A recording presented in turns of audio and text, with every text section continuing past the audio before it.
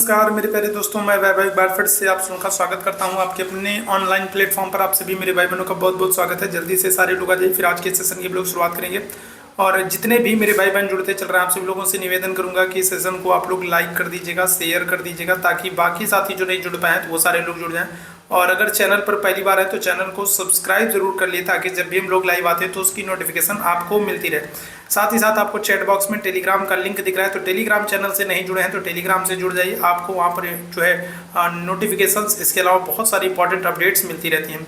तो इतना काम कर लीजिए जल्दी से, फिर शुरू करेंगे आज की क्लास को। और पहला प्रश्न आपके सामने है, दैवज्ञ का अर्थ क्या होता है, बताइएगा क्या हो जाएगा। तो पहला प्रश्न अगर हम लोग बात करेंगे तो दैवज्ञ का अर्थ क्या होता है, क्या आंसर करोगे। देवता होगा, ज्योतिषी होगा, आहार होगा या फिर सृष्टा होगा। पहला प्रश्न आपके सामने है, दैवज्ञ का अर्थ क्या होता है, क्या आंसर कर देंगे। तो ऑप्शन संख्या बी आंसर कर देंगे, ज्योतिषी होता है। पहले प्रश्न का क्या हो जाएगा, ऑप्शन संख्या बी आंसर कर दोगे, ज्योतिषी होता है।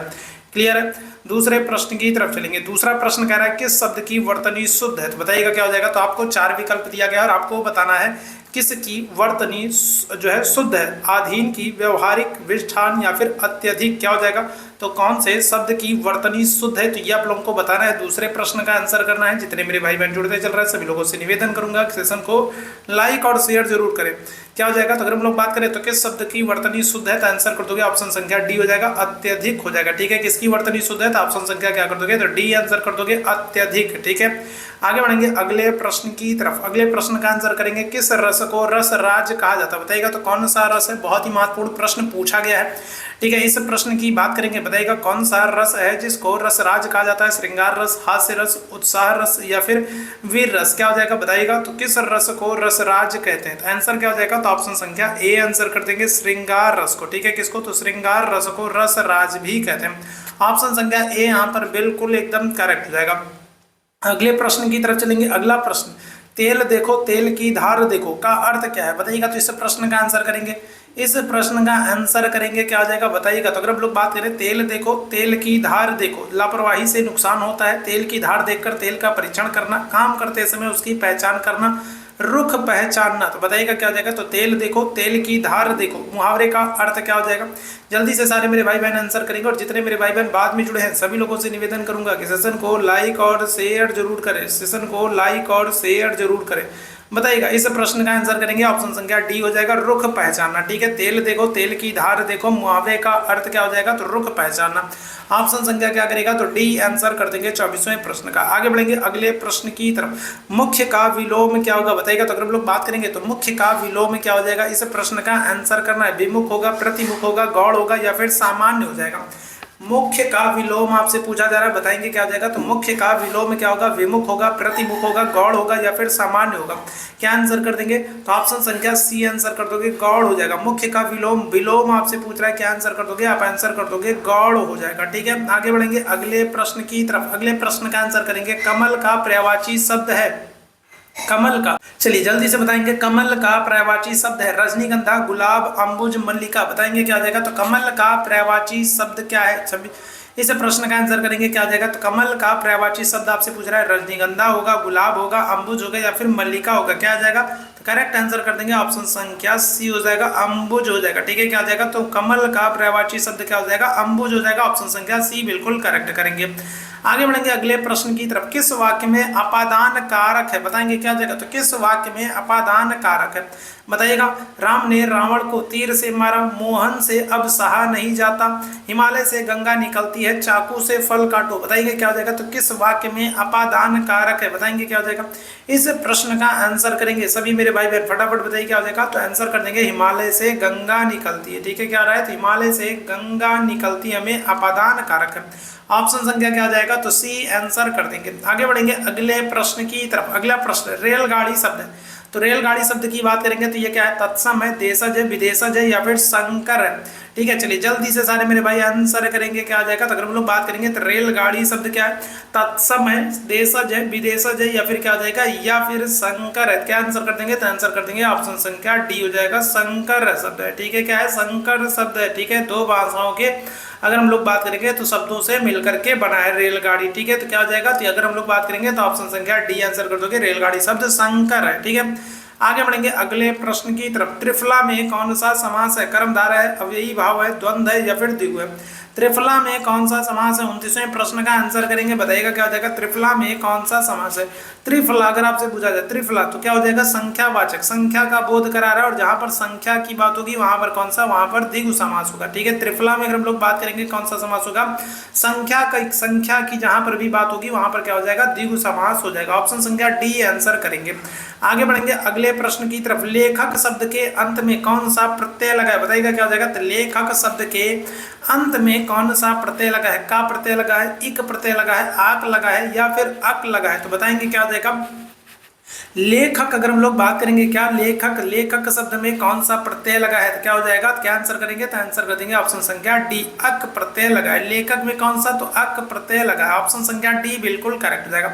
आगे बढ़ेंगे अगले प्रश्न की तरफ। निम्नलिखित में से कौन सा वास्तविक उभयचर प्राणी नहीं है? नहीं आपसे पूछ रहा, बताइएगा कौन सा वास्तविक उभयचर प्राणी नहीं है? कछुआ नहीं है, मेढक नहीं है, टोड नहीं है, फिर सैलामांडर नहीं है। बताएंगे क्या हो जाएगा। इस प्रश्न का आंसर करेंगे सभी मेरे भाई बहन। चलिए इस प्रश्न का आंसर करेंगे तो कौन सा, अगर आपसे पूछा जाए कौन सा ठीक है वास्तविक उभयचर प्राणी नहीं है? तो कछुआ नहीं है, मेढक नहीं है, टोड नहीं है, फिर सैलामांडर नहीं है। क्या आंसर करिएगा? चलिए जल्दी से बताएंगे, जल्दी से सारे लोग आंसर करेंगे। क्या हो जाएगा? तो करेक्ट आंसर कर दोगे ऑप्शन संख्या ए आंसर कर दोगे। क्या हो जाएगा? कछुआ हो जाएगा। ठीक है, क्या हो जाएगा? तो अगर हम लोग बात करेंगे करेक्ट आंसर क्या कर दोगे? तो ऑप्शन संख्या ए आंसर कर दोगे, कछुआ हो जाएगा। ठीक है, याद रखिएगा। आगे बढ़ेंगे अगले प्रश्न की तरफ। अगले प्रश्न का आंसर करेंगे। किसी गैस को द्रव में बदलने के लिए अनुकूलित निम्न में से कौन सी स्थिति सबसे अनुकूलित होती है? सबसे अनुकूल होती है। ठीक है, किसी गैस को क्या करना है? किसी गैस को द्रव में बदलना है, तो सबसे अनुकूलित अवस्था कौन सी होगी? चलिए इस प्रश्न का आंसर करेंगे। चलिए इस प्रश्न का आंसर करेंगे क्या होना चाहिए? तो अगर हम लोग बात करेंगे किसी गैस को द्रव में बदलना हो तो सबसे अनुकूलित अवस्था कौन सी होगी? क्या आंसर करेंगे? तो आंसर कर दोगे ऑप्शन संख्या ए, उच्च दबाव होना चाहिए और कम तापमान होना चाहिए। ठीक है, क्या हो जाएगा? किसी गैस को द्रव में बदलना है तो क्या होना चाहिए? तो उच्च दबाव होना चाहिए और क्या होना चाहिए? और कम तापमान होना चाहिए।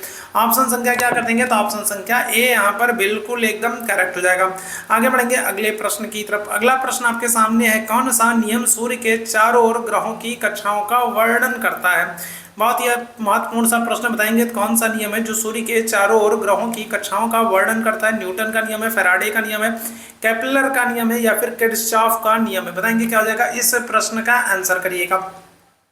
इस प्रश्न का आंसर करना है क्या हो जाएगा। तो कौन सा नियम सूर्य के चारों ओर ग्रहों की कक्षाओं का वर्णन करता है? तो आप आंसर कर दोगे ऑप्शन संख्या सी, केपलर। केपलर और कॉपरनिकस का नाम आपने सुना होगा। केपलर और कॉपरनिकस ये दो महत्वपूर्ण व्यक्ति हैं जिन्होंने बताया था कि सूर्य के चारों तरफ क्या होगा। तो सूर्य के चारों तरफ पृथ्वी और बाकी अन्य ग्रह जो है वो चक्कर लगाते हैं। तो ऑप्शन संख्या सी आंसर करेंगे। केपलर और कॉपरनिकस का नाम आपको याद रखना है।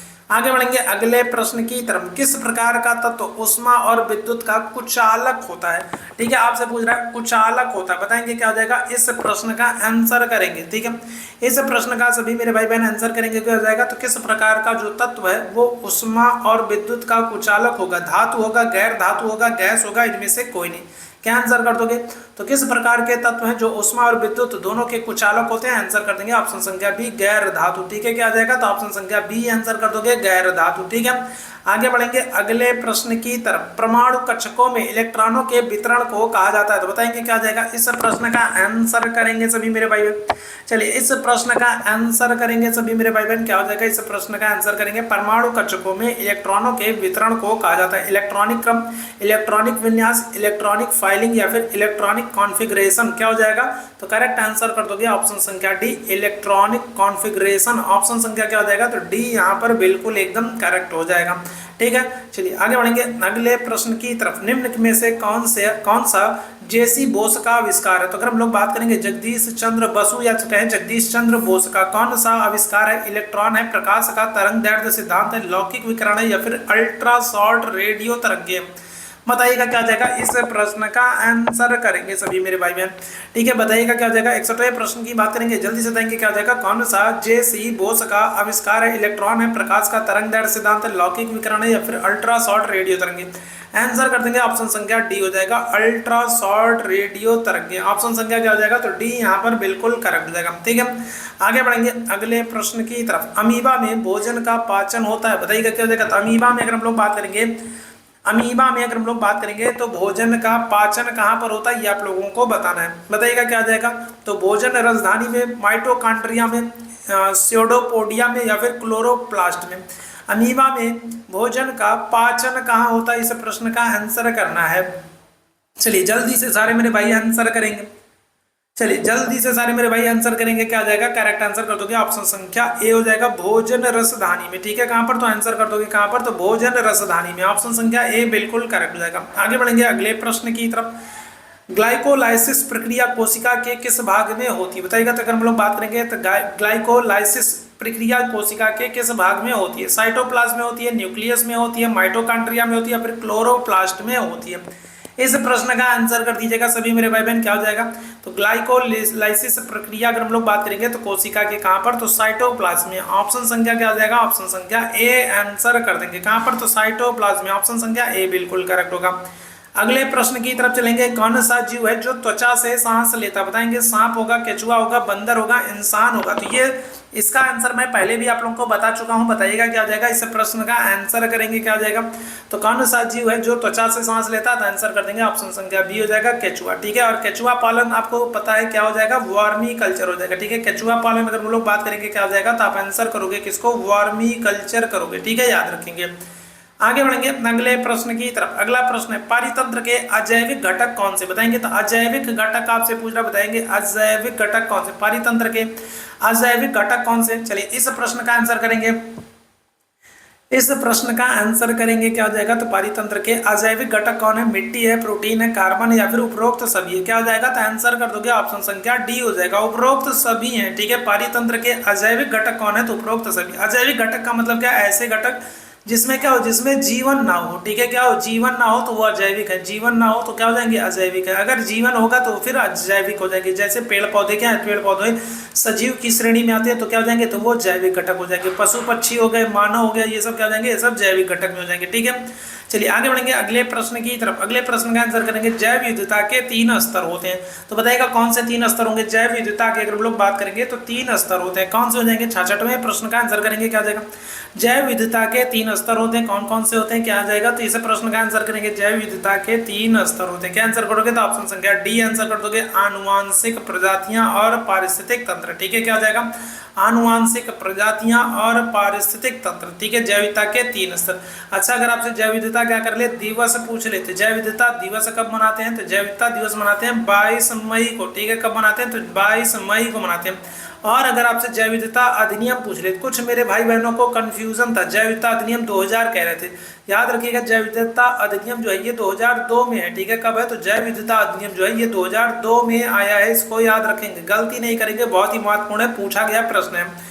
आगे बढ़ेंगे अगले प्रश्न की तरफ। जब सोडा वाटर की एक बोतल खोली जाती है तो कार्बन डाइऑक्साइड बाहर निकलती है और जिससे एक सीटी उत्पन्न होती है, तो इसका कारण क्या, बताएंगे। क्या हो जाएगा, तो जब एक सोडा वाटर की बोतल को खोला जाता है तो कार्बन डाइऑक्साइड बाहर निकलती है, और जब कार्बन डाइऑक्साइड बाहर निकलती है तो साथ में यही क्या होता है, एक सीटी जैसी आवाज होती है। तो इसका कारण क्या होता है, इस प्रश्न का आंसर करेंगे। चलिए जल्दी से बताएंगे क्या हो जाएगा, जल्दी से बताएंगे क्या आ जाएगा। तो अगर हम लोग बात करेंगे तो आंसर कर दोगे, बढ़ते तापमान पर घुलनशीलता में कमी। ठीक है, क्या आ जाएगा, तो अगर हम लोग बात करेंगे ऑप्शन संख्या क्या कर दोगे, तो बी आंसर कर दोगे, बढ़ते तापमान पर घुलनशीलता में कमी। ऑप्शन संख्या क्या आ जाएगा, ऑप्शन संख्या बी यहाँ पर बिल्कुल एकदम करेक्ट हो जाएगा। ठीक है, आगे बढ़ेंगे अगले प्रश्न की तरफ। सर्वाधिक बुद्धिमान स्तनधारी है, व्हेल है, डॉल्फिन है, हाथी है, कंगारू है, बताएंगे क्या आ जाएगा। चलिए जल्दी से सारे लोग आंसर करेंगे। क्या आ जाएगा, चलिए जल्दी से सारे लोग आंसर करेंगे। आपसे पूछ रहा है सर्वाधिक बुद्धिमान स्तनधारी कौन सा है, तो व्हेल है, डॉल्फिन है, हाथी है या फिर कंगारू है। क्या आंसर कर दोगे, तो आंसर कर दोगे ऑप्शन संख्या बी, क्या हो जाएगा, डॉल्फिन हो जाएगा। ठीक है, क्या आ जाएगा, डॉल्फिन। ठीक है, अच्छा साथ ही साथ आप याद रखेंगे 5 अक्टूबर को, ठीक है, क्या करते हैं, तो 5 अक्टूबर को डॉल्फिन दिवस भी मनाते हैं। ठीक है, क्या करते हैं, तो 5 अक्टूबर को डॉल्फिन दिवस भी मनाते हैं, तो ये भी आपको याद रखना है। आगे बढ़ेंगे अगले प्रश्न की तरफ। कंप्यूटर की गति किसमें मापी जाती है, बताएंगे। तो कंप्यूटर की गति किसमें मापी जाती है, क्या आंसर हो जाएगा, चलिए जल्दी से बताएंगे इस प्रश्न का आंसर। कंप्यूटर की गति किसमें मापी जाती है, नैनो सेकंड में, किलो सेकंड में, मेगाबाइट में, गीगाहर्ट्ज में। क्या हो जाएगा, कंप्यूटर की गति किसमें मापी जाती है, क्या आंसर करेंगे। बाद में जितने मेरे भाई बहन जुड़े हैं, जितने लोगों ने सेशन को लाइक नहीं किया, जितने लोगों ने सेशन को शेयर नहीं किया, आप लोगों से निवेदन करूंगा कि सेशन को लाइक और शेयर जरूर कीजिएगा। चैनल पर पहली बार होंगे तो सब्सक्राइब जरूर कीजिएगा। टेलीग्राम से नहीं जुड़े होंगे तो टेलीग्राम का लिंक आपको चैट बॉक्स में दिख रहा है, टेलीग्राम चैनल से जरूर जुड़िएगा, ठीक है। तो बताएंगे क्या हो जाएगा यहाँ पर इस प्रश्न का करेक्ट आंसर कर दोगे ऑप्शन संख्या सी गीगाहर्ट्ज में, ठीक है। क्या हो जाएगा, तो कंप्यूटर की गति किस में मापते हैं, तो आंसर कर दोगे गीगाहर्ट्ज में। आगे बढ़ेंगे अगले प्रश्न की तरफ। कंप्यूटर में प्रयुक्त होने वाली आईसी चिप किसकी बनी होती है, बताइएगा क्या हो जाएगा। तो ये तो प्रश्न आपके एग्जाम में पूछा गया है। कंप्यूटर में प्रयुक्त होने वाली जो आईसी चिप होती है वो किसकी बनी होती है, क्या आंसर करोगे, सोने की, कॉपर की, सिलिकॉन की, चांदी की। क्या हो जाएगा, कंप्यूटर में प्रयुक्त होने वाली आईसी चिप, तो ये किसकी, तो ये सिलिकॉन की बनी होती है। ऑप्शन संख्या क्या कर देंगे, तो ऑप्शन संख्या बी आंसर कर देंगे। किसकी बनी होती है, तो सिलिकॉन की बनी होती है। क्लियर है, तो ऑप्शन संख्या क्या आ जाएगा, तो बी आंसर कर दोगे, ठीक। आगे बढ़ेंगे अगले प्रश्न की तरफ। अगला प्रश्न एक कंप्यूटर सिस्टम में शामिल होता है। तो कंप्यूटर सिस्टम में अगर हम लोग बात करेंगे तो क्या शामिल होगा, चलिए जल्दी से बताएंगे क्या हो जाएगा। तो एक कंप्यूटर सिस्टम में हार्डवेयर शामिल होता है, सॉफ्टवेयर होता है, परिधीय उपकरण होता है, या फिर ये सभी। क्या हो जाएगा, तो कंप्यूटर सिस्टम की बात कर रहे थे, एक कंप्यूटर सिस्टम में हार्डवेयर, सॉफ्टवेयर सारी चीजें होती है। आंसर कर दोगे ऑप्शन संख्या डी हो जाएगा, ठीक है। क्या हो जाएगा, ऑप्शन संख्या कर देंगे डी हो जाएगा, ये सभी हो जाएंगे। आगे बढ़ेंगे अगले प्रश्न की तरफ। अर्थव्यवस्था की केंद्रीय समस्या क्या है, बताएंगे। तो अगर हम लोग बात करें अर्थव्यवस्था की केंद्रीय समस्या क्या है, संसाधनों का आवंटन, संसाधनों का इष्टतम उपयोग, आर्थिक विकास, या फिर ये सभी। तो बताइएगा क्या हो जाएगा इस प्रश्न का आंसर। इस प्रश्न का आंसर बताना है, बताइएगा क्या आ जाएगा। तो अर्थव्यवस्था की केंद्रीय समस्या क्या है, जल्दी से बताएंगे क्या आ जाएगा। तो करेक्ट आंसर हो जाएगा आपका, चलिए जल्दी से बताएंगे क्या आ जाएगा। तो अर्थव्यवस्था की केंद्रीय समस्या जो है वो है संसाधनों का आवंटन, ठीक है। क्या हो जाएगा, तो अगर हम लोग बात करेंगे उपरोक्त तो सभी नहीं होगा, यहाँ पर जो होगा वो होगा करेक्ट आंसर क्या, संसाधनों का आवंटन, संसाधनों का बंटवारा करना, ठीक है। संसाधनों का बंटवारा करना ये प्रमुख केंद्रीय समस्या है, ठीक है, याद रखेंगे। ऑप्शन संख्या क्या हो जाएगा, ए आंसर हो जाएगा। आगे बढ़ेंगे अगले प्रश्न की तरफ। चंद्रगुप्त मौर्य के 18 पदाधिकारियों के समूह को क्या कहा जाता था। अगर हम लोग चंद्रगुप्त मौर्य की बात करेंगे तो चंद्रगुप्त मौर्य जो है तो इनके समय में 18 प्रमुख पदाधिकारी होते थे, और इन पदाधिकारियों के समूह को क्या कहा जाता था, अमात्य कहा जाता था, रज्जुक कहा जाता था, मंत्रिपरिषद कहा जाता था, या फिर तीर्थ कहा जाता था। चलिए जल्दी से सारे लोग आंसर करेंगे, क्या आ जाएगा, इस प्रश्न का आंसर करिएगा। इस प्रश्न का आंसर करेंगे क्या आ जाएगा। तो चंद्रगुप्त मौर्य के समय में 18 पदाधिकारी होते थे और इनके समूह को तीर्थ कहा जाता था। ऑप्शन संख्या क्या कर दोगे, तो ऑप्शन संख्या डी आंसर कर दोगे। क्या कहते थे, तीर्थ कहते थे। आगे बढ़ेंगे अगले प्रश्न की तरफ। उत्तर वैदिक काल में प्रमुख देवता कौन थे, बताइएगा। तो अगर हम लोग बात करें उत्तर वैदिक काल में कौन से देवता का सबसे प्रमुख स्थान है, ठीक है। देखो सिंधु घाटी सभ्यता में अगर आपसे पूछा जाए, अगर आपसे सिंधु घाटी सभ्यता में पूछा जाए तो सिंधु घाटी सभ्यता में आप क्या करोगे, आप कहोगे पशुपति शिव है, ठीक है। कौन है, तो अगर हम लोग सिंधु घाटी सभ्यता की बात करेंगे तो आप कहोगे पशुपति शिव है, ठीक है। इसके बाद अगर हम लोग ऋग वैदिक काल की बात कर ले, ठीक है, किसकी, अगर हम लोग ऋग वैदिक काल की बात कर लेंगे तो ऋग वैदिक काल में प्रिय देवता जो है वो इंद्र है, जिनको पुरंदर कहा गया, ठीक है। और जब हम लोग उत्तर वैदिक काल की बात करेंगे, ठीक है, क्या करेंगे, जब हम लोग उत्तर वैदिक काल की बात करेंगे तो उत्तर वैदिक काल में जो प्रिय देवता हैं वो हो जाएंगे प्रजापति। ऑप्शन संख्या क्या कर दोगे, तो सी आंसर कर दोगे। उत्तर वैदिक काल में अगर हम लोग बात करेंगे जो प्रमुख देवता हैं वो कौन है, तो प्रजापति। ऑप्शन संख्या सी होगा। आगे बढ़ेंगे अगले प्रश्न की तरफ। साहित्य में नोबेल पुरस्कार पाने वाले, साहित्य में नोबेल पुरस्कार पाने वाले पहले भारतीय कौन है, पहले भारतीय कहे या फिर आपसे क्या कर ले, या फिर आपसे पहले एशियाई कहे, ठीक है। क्या कर ले, पहले भारतीय व्यक्ति पूछे या पहले एशियाई व्यक्ति पूछे तो आपका आंसर क्या हो जाएगा, क्या आंसर कर दोगे, आंसर कर दोगे ऑप्शन संख्या सी रविन्द्रनाथ टैगोर। कब मिला है इनको, तो 1913 में, ठीक है। क्या किया गया, तो 1913 में इनको नोबेल पुरस्कार दिया गया, ठीक है। मदर टेरेसा की बात करें तो इनको 1979 में नोबेल पुरस्कार मिला है। सीवी रमन की बात करेंगे तो इनको 1930 में नोबेल पुरस्कार मिला है, ठीक है। आगे बढ़ेंगे अगले प्रश्न की तरफ। अगले प्रश्न का आंसर करेंगे दक्षिण भारत की बोली जाने वाली साहित्यिक भाषाओं में सबसे पुरानी कौन सी है, बताइएगा क्या हो जाएगा। तो इस प्रश्न का आंसर करेंगे, बताइएगा क्या हो जाएगा। तो अगर हम लोग बात करेंगे तो दक्षिण भारत की बोली जाने वाली साहित्यिक भाषाओं में सबसे पुरानी कौन सी है, कन्नड़ है, मलयालम है, तेलुगु है, या फिर तमिल भाषा।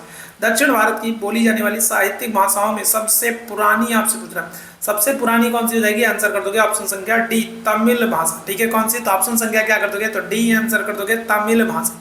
आगे बढ़ेंगे अगले प्रश्न की तरफ। अगला प्रश्न 20 अगस्त को किस दिवस के रूप में मनाते हैं, बताएंगे क्या हो जाएगा।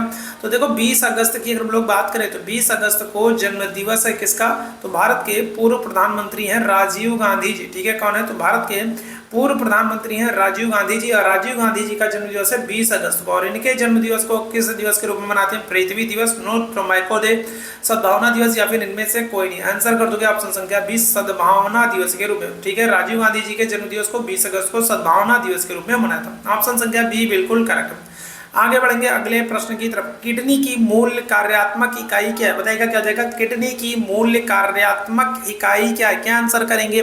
चलिए जल्दी से देंगे। तो किडनी की मूल कार्यात्मक इकाई क्या है, क्या आंसर करिएगा। तो आंसर कर दोगे ऑप्शन संख्या बी, नेफ्रॉन है। ठीक है, क्या है, तो ऑप्शन संख्या क्या कर दोगे, तो बी आंसर कर दोगे, नेफ्रॉन है। ठीक है, आगे बढ़ेंगे अगले प्रश्न की तरफ। चिकनगुनिया का कारण क्या बताएगा। तो अगर हम लोग बात करेंगे तो चिकनगुनिया का कारण क्या है, क्या आंसर करेंगे।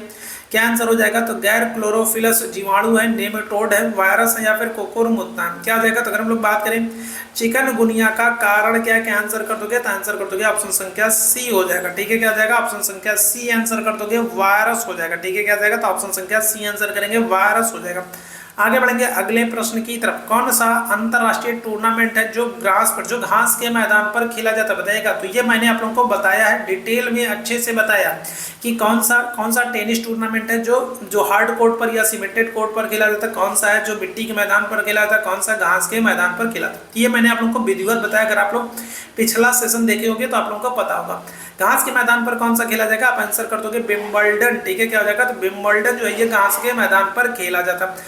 आगे बढ़ेंगे अगले प्रश्न की तरफ। जहांगीर खान का संबंध किस खेल से, बताइएगा। जहांगीर खान किस खेल में प्रसिद्ध है।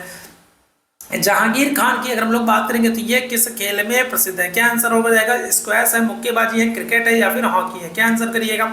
जहांगीर खान किस खेल में प्रसिद्ध है, क्या आंसर करोगे। स्क्वैश है, मुक्केबाजी है, क्रिकेट है, या फिर हॉकी है, आंसर कर दोगे स्क्वैश। ऑप्शन संख्या क्या हो जाएगा, ए बिल्कुल करेक्ट हो जाएगा।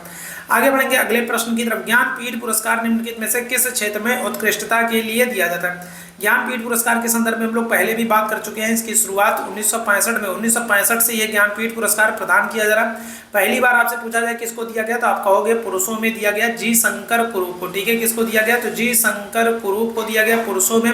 और महिलाओं में अगर हम लोग बात करेंगे तो आशा पूर्णा देवी को दिया गया। महिलाओं में किसको, तो महिलाओं में आशा पूर्णा देवी को दिया गया। ठीक है, वहीं अगर हम लोग हिंदी भाषा में बात करेंगे तो हिंदी भाषा में सबसे पहले सुमित्रा नंदन पंत को, और महिलाओं में महादेवी वर्मा को दिया गया। तो ज्ञानपीठ पुरस्कार के क्षेत्र में, तो साहित्य के क्षेत्र में उत्कृष्ट कार्य के लिए दिया जाता है। आगे बढ़ेंगे अगले प्रश्न की तरफ। किस अभिनेता की आत्मकथा शीर्षक खुल्लम खुल्ला है, बताइएगा। तो किस अभिनेता की आत्मकथा है खुल्लम खुल्ला।